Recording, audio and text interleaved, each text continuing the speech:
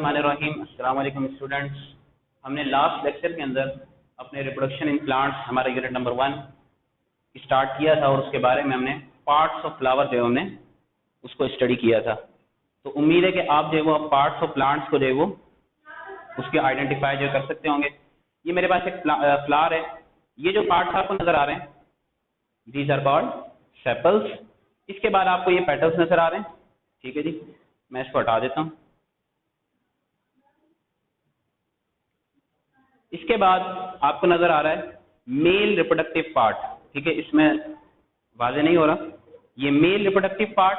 ठीक है, जिसे हम क्या कहते हैं, स्टैमिन कहते हैं। ये वाइट स्वेल है।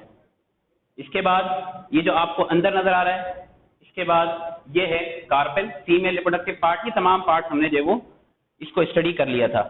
आज जो हमने पढ़ना है वो है पॉलिनेशन। ठीक है जी, पॉलिनेशन क्या होता है? Transfer of pollen grains from anther of a stamen to the stigma of a carpel. ठीक है, जैसे हमने बात की थी कि रिप्रोडक्शन, हम रिप्रोडक्शन को स्टडी कर रहे हैं, तो रिप्रोडक्शन के अंदर मेल और फीमेल गैमेट्स इनको आपस में फ्यूज होना है। तो रिप्रोडक्शन का जो पहला स्टेप है वो कहलाता है पॉलिनेशन। यानी सबसे पहले जो पोलन ग्रेन्स हैं, जो मेल रिप्रोडक्टिव सेल्स हैं, यानी जिसको हम गैमेट्स कहते हैं, मेल गैमेट्स, वो ट्रांसफर होंगे फीमेल में।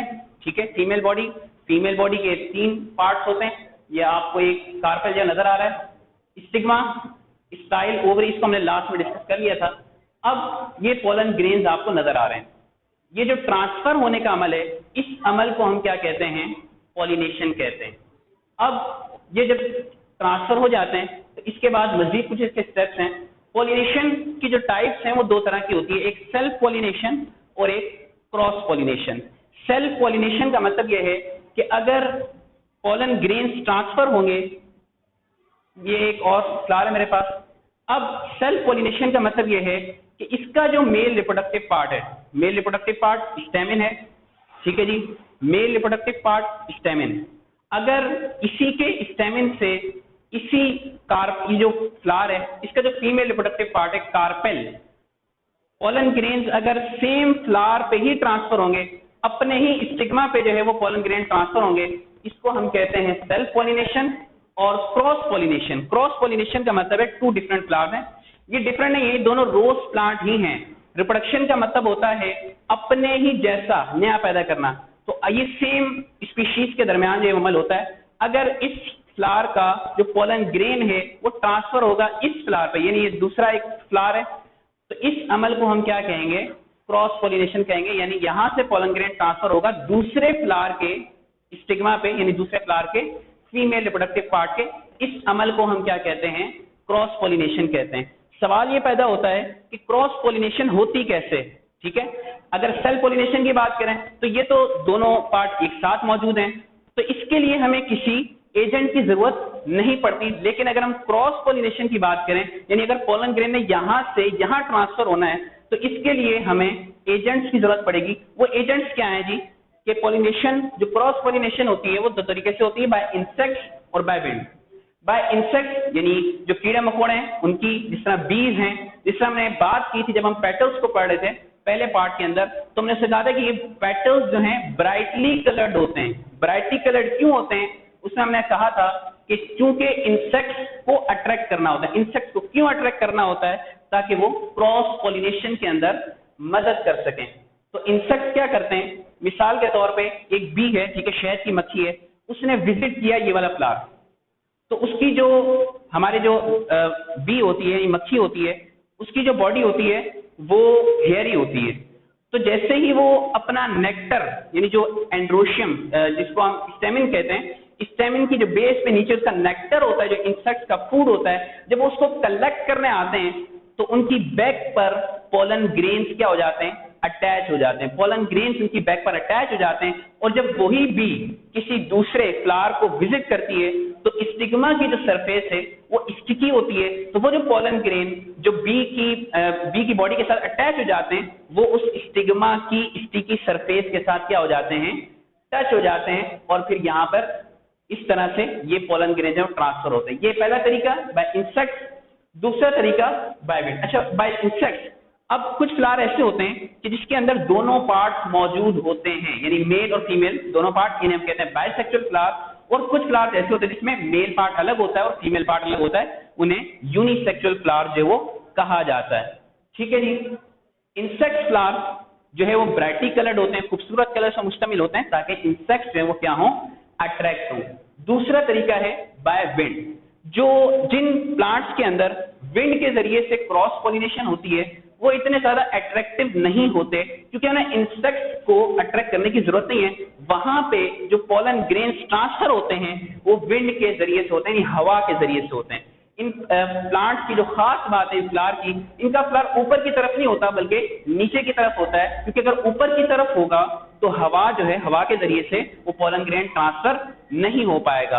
तो विंड जैसे ही, तो इनके जो फ्लावर्स होते हैं, इसकी आपको बुक में मिसाल दी गई है बाय विंड। जो ग्रास, जितने भी ग्रास प्लांट्स हैं वो जो है वो विंड पॉलिनेटेड फ्लावर्स कहलाते हैं। उनका जो फ्लावर होता है वो बाहर की तरफ, जो मेल और फीमेल रिप्रोडक्टिव पार्ट है, स्टेमिन और कार्पेल, वो बाहर की तरफ होते हैं ताकि वो कैप्चर और रिलीज कर सके पॉलेंस को। तो जैसे ही हवा चलती है तो ये जो पॉलन ग्रेन्स होते हैं ये बहुत ही, इसको आपने समझा जैसे डस्ट लाइक होते हैं, तो ये हवा के बहुत ही लाइट होते हैं। जो विंड पॉलिनेटेड फ्लावर्स हैं उनके जो पॉलन ग्रेन्स हैं वो बहुत ही लाइट होते हैं, तो वो हवा के जरिए से आसानी के साथ जो वो क्या हो सकते हैं, एक फ्लावर से दूसरे फ्लावर में ट्रांसफर हो जाते हैं। अब ये था पॉलिनेशन, ठीक है, इन्हें ट्रांसफर तो हो गए, ये पहला स्टेप मुकम्मल हुआ रिप्रोडक्शन का। इसके बाद फर्टिलाइजेशन, नेक्स्ट स्टेप, ये क्या है, the fusion of male and female gametes. ठीक है जी, मेल गैमेट्स कहाँ है, मेल गैमेट्स पॉलन ग्रेन्स जो कि अब ऊपर आ चुके हैं, ट्रांसफर तो हो चुके हैं स्टिग्मा में, लेकिन फीमेल रिप्रोडक्टिव सेल्स जो गैमेट्स हैं वो ओव्यूल्स है जो कि मौजूद है इनसाइड ओवरी। अब क्या होगा, जैसे ही ये पॉलन ग्रेन्स इस स्टिग्मा की सरफेस पर आके बैठते हैं, पॉलन ग्रेन्स जर्मिनेट कर जाते हैं। आपको पता है कि सेल्स के अंदर न्यूक्लियस मौजूद होता है, तो दरअसल ये जो फर्टिलाइजेशन का अमल है इसके अंदर क्या होगा, मेल न्यूक्लियस और फीमेल न्यूक्लियस आपस में फ्यूज होंगे और फिर जाके वो क्या बनेगा, सीड बनेगा। तो अब आप देख रहे हैं कि ये पॉलन ग्रेन जैसे ही इस सरफेस पर आया, स्टिग्मा की सरफेस पे, तो ये पॉलन ट्यूब जो है इसने क्या की, जर्मिनेट की, और इस पॉलन ट्यूब की मदद से ये पॉलन ग्रेन जो है वो जाके फ्यूज हो जाएंगे किसके साथ, ओव्यूल के साथ। ये जो फ्यूजन का अमल है, male reproductive cells, male gametes और फीमेल गैमेट्स को, इस प्रोसेस को हम क्या कहते हैं, फर्टिलाइजेशन कहते हैं। ठीक है जी। इसके बाद हम आ जाते हैं सीड एंड फ्रूट फॉर्मेशन पे। अब जैसे ही फर्टिलाइजेशन का अमल मुकम्मल होता है, यानी ये मेल सेल्स और फीमेल सेल्स आपस में मिल जाते हैं, इसके बाद सीड जो बनता है। इसके बाद क्या होता है कि अब ये जो फ्लावर है, इसके जो पेटल्स हैं, इसका काम खत्म हो जाता है। ठीक है जी, क्योंकि अब फर्टिलाइजेशन हो गई है, तो क्या होता है कि ये जो पेटल्स हैं ये खत्म हो जाते हैं, मुरझा जाते हैं और एकदम केले के खत्म हो जाते हैं बिल्कुल ही। और अब सिर्फ क्या रह जाता है, सिर्फ प्लांट के पास ये वाला पार्ट, ठीक है, जिसको हम ओवरी कहते हैं, ये जो है वो बच जाता है, बाकी जो है वो खत्म हो जाता है, डाई हो जाते हैं, मर जाते हैं।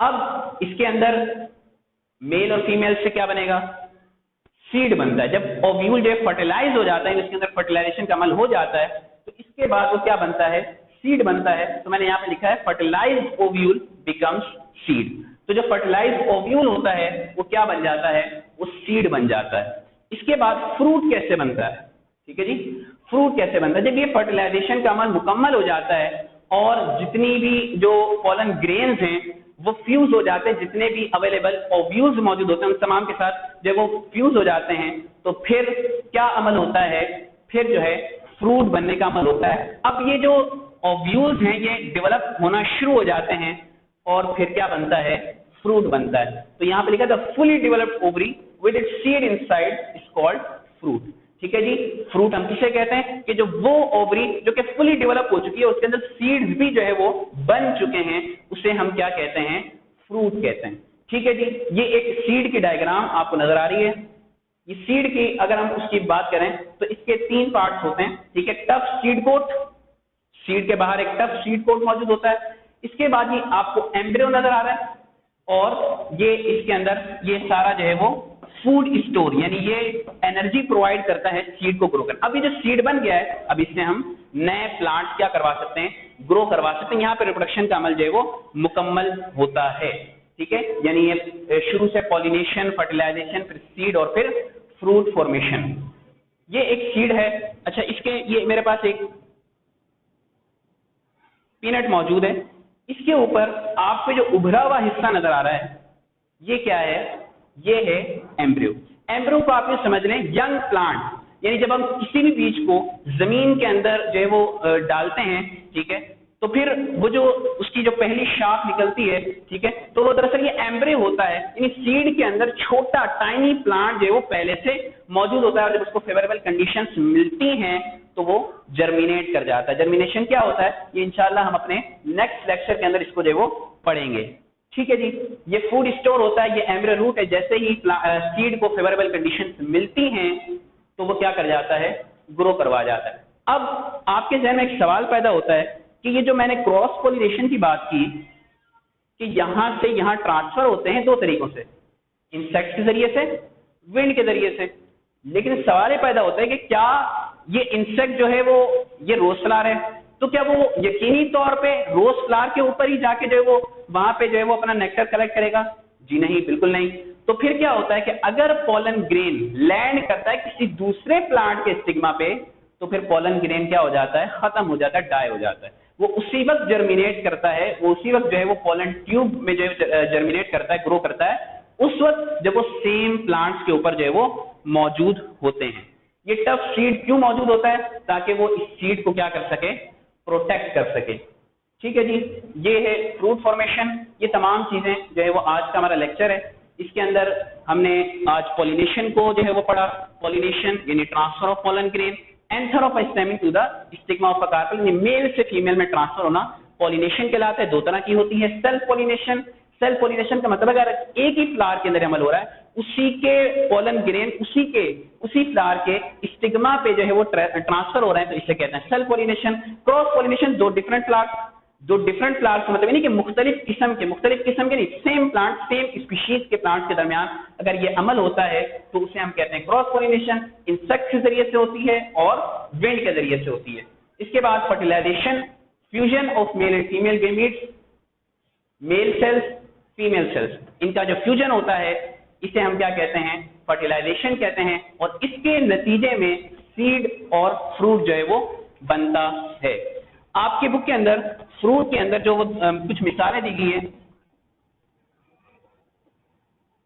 सिकामोर, और साथ में इसकी जो शेप है अगर आप इसको सर्च करें तो वो हेलीकॉप्टर्स की तरह होती है। तो इसलिए ये सिकामोर जो एक फ्रूट है, इसकी शेप इस तरह की होती है, हेलीकॉप्टर्स की तरह होती है, हेलीकॉप्टर जो है। और इसके बाद डेंडेलाइन, ये इसकी जो शेप होती है वो पैराशूट की तरह होती है। ठीक है, तो ये इसमें आपको परेशान होने की बात नहीं है। ये जो है वो फ्रूट्स के नाम है, जिसमें एप्पल है, मैंगो है, ये सारे के सारे क्या हैं? फ्रूट्स हैं।